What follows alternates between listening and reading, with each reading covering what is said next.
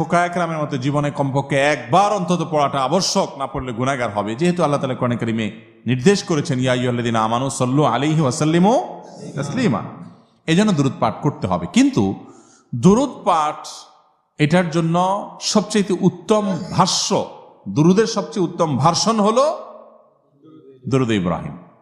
নবী করিম সাল্লাল্লাহু আলাইহি ওয়াসাল্লাম সাহাবীদেরকে এই দুরূদটাই শিখাইছেন। কেউ দুরূদ জানতে চাইলে তিনি এটাই তাকে শেখাতেন। একটু পড়তে বেশি সময় লাগে বড়, কিন্তু সওয়াব ওই রকম বেশি। আর সবচেয়ে সংক্ষিপ্ত দুরূদ হলো সাল্লাল্লাহু আলাইহি ওয়াসাল্লাম, এটা হলো সবচাইতে ছোট দুরূদ।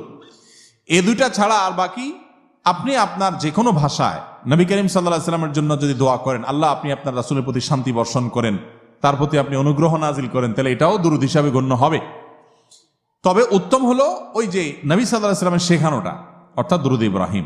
এর বাইরে আমাদের সমাজে অনেক রকম দুরূদ আছে, দুরূদে নারিয়া আছে,